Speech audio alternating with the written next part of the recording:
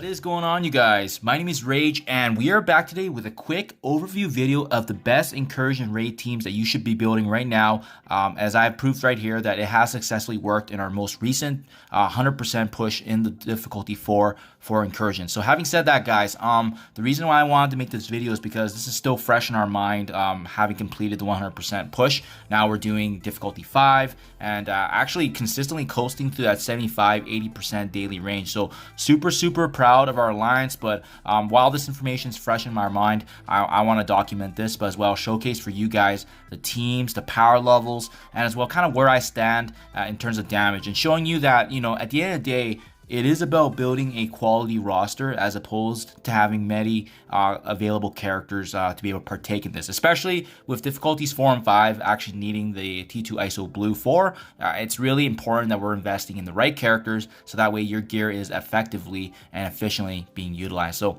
having said that, guys, if I go over the lines, I kind of want to show you where I'm standing right now in terms of TCP, because for a couple reasons, right? I'm generally in a 100% push day, I'm generally in the top 5 of damage, and I want to showcase for you guys where I stand. I'm actually at the very bottom of the alliance. So the lesson here is that you don't need to be the highest collection power. You don't need to be the most diverse in the alliance to actually be able to bring really strong contributions to the raid. I think I ended up being either number 3 or number 4 in the damage overall for the last raid push, and that's exactly why I want to showcase for you guys the teams I use, but as well I'm sure you're going to be surprised at some of the power levels.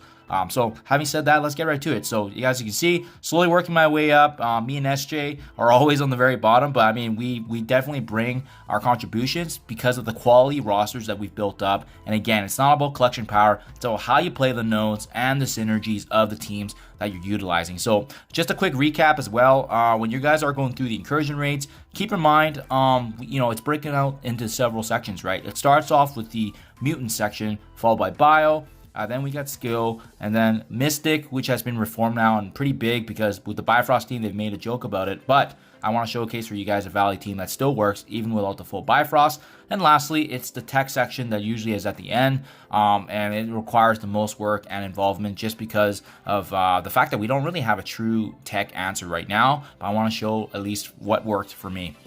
So having said that, guys, all my teams are actually in Blitz, so hence why I'm navigating here, and it's all saved up.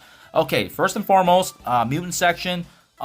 To be honest, there's not really any other team other than DevC. Like, you need to absolutely have this team. The good news, though, is that if you have most of these characters at gear tier 16, you're going to be in really good shape. I've saved a bunch of materials. I have not unlocked the Big Apocalypse yet, fully unlocked. So the only character that I have brought to gear 18 is Nemesis, and that's only because I brought him into Dark Dimension 6, if you guys have been following along my videos. So having said that, even with a gear tier 18 Nemesis, the rest of my team being 16, we are still able to get the job done on the mutants, especially in 1.5 as well.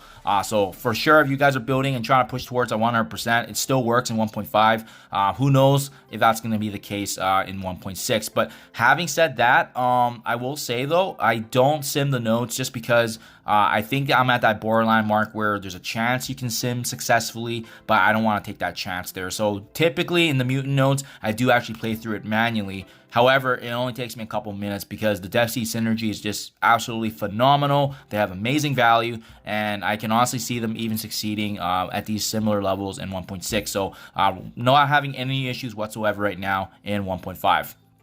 Next up, the bio answer is Rebirth. And my team is a little, overpowered in the sense that I actually have 2 characters that I brought into Dark Dimension 6 here. So Captain Carter, Captain America. In my honest opinion, 2 of the most important characters on the team, but as well, Agent Venom is actually the character that's doing a lot of damage. But as you can see, having said that, both my Winter Soldier and US Agent, they're both actually gear tier 15. So even in 1.5, I'm not having any issues with this team even being less than 1.2 million.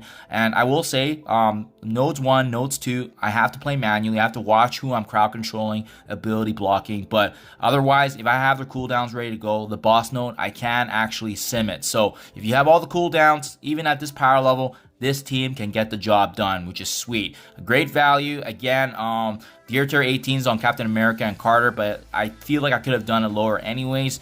I just got lucky in the sense that they actually came with me into Dark Dimension 6. Next up, this is by far the most impressive team, and I am shocked that this still works. 737k, this Invaders team can get it done in 1.5.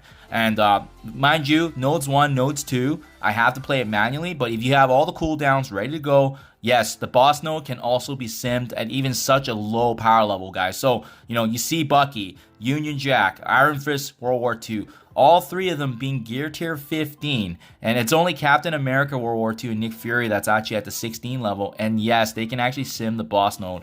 Absolutely insane value, guys. A lot of folks probably have them at lower yellow stars, so just the fact that you can still use such a dinky level in terms of power and they can still get the job done at 1.5, huge amazing value. You have to build this for skill. They are the answer right now, and they still look like they have some really good longevity in the future, at least for the time that we see right now in raids. Now things start getting interesting here in terms of the actual harder, more difficult nodes, unless you have Bifrost, right? So I actually am one of the few people that have not built up the Bifrost yet.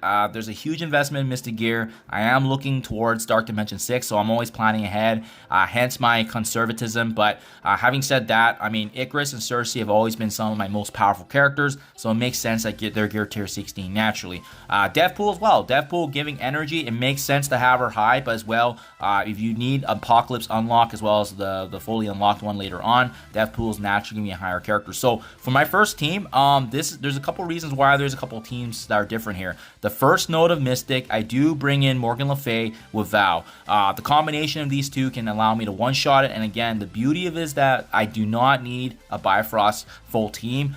These characters were already built up, so insane value. Most players will have Deathpool, Icarus, Cersei, as well as Morgan Le Fay already built up. It's Val that's a true addition. And Val is a must lock to have in Dark Dimension, but as well as being in all game modes, a great top 5 slotting character in the game. So with Val's addition, I can actually go through the nodes easily. But however, I will have to say though, this team isn't as autoable as Bifrost, right? If you're planning to auto sim, that's a bad idea. You still need to manage the waste. But again, I just don't have the resource or gear to do that. But I'm okay with manually playing it, and to be honest, it's pretty fun to play through it, especially when you see how the synergies of this team and energy going all around.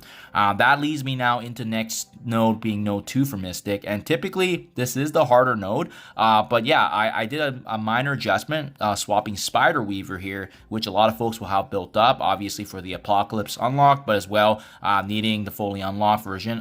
Spider Weaver is also a great Dark Dimension 6 character option, so just a heads up there. But this is the team that gets it done. I swapped Morgan Le Fay for Spider Weaver, mainly because she can bring in the charges that actually protect us from Gambit, and yes, this is the same team that can also defeat the boss node with no issues. So that's how I take care of Mystic, guys. Those are essentially the options I have, and as you can see, really the only addition I made since the new teams came out was Val. So even at this level, 1.3, 1.4, I'm sure you can use a much lower Bifrost team to get the job done and even autoed, but for the time being, I just did not feel like I needed to invest in that much gear for Mystic, and being strategic with how I want to manage these resources, especially Gear Tier 16, 17, and so forth, as we navigate these newer teams that are coming about.